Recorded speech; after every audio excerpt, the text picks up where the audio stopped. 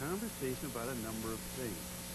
And we are going to begin this conversation talking about the individual, and just the nature of being a person. We were talking earlier about making a distinction between dream world and reality, and how extremely real dreams can be and how extremely dreamlike so-called reality can be, and that being one of the questions each individual is confronted with. So the individual as a unique expression of life, unlike anything else, totally sovereign in this strange and bizarre universe that we live in.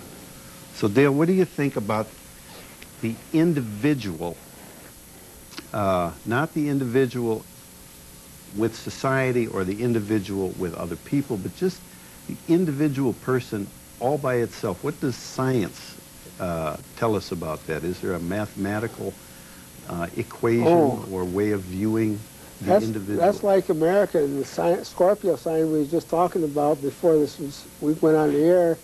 The Scorpio sign is the United States, and I think that's antisocial behavior, drug taking and antisocial behavior, but also it's religious freedom.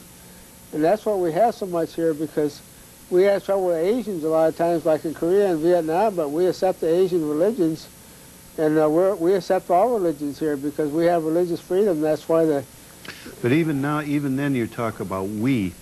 What about the individual person? The individual person doesn't go to war. Nations go to war. The individual person doesn't. The individual person kind of follows along.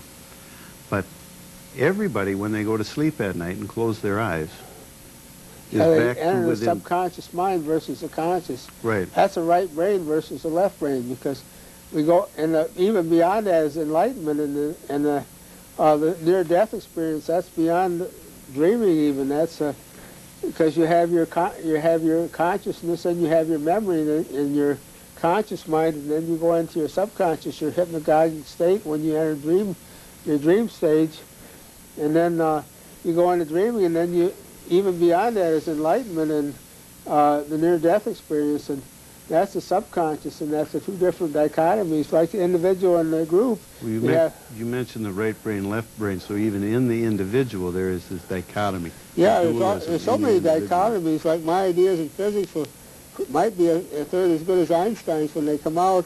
I'm going to put that on my website on Teoma, Ideas by Dale Freeman on Teoma and Ask Jeeves, and they got me listed first of anybody in Europe for Ideas by Dale Freeman on Teoma and Ask Jeeves, and I'm going to put that on my website next spring about my ideas in physics.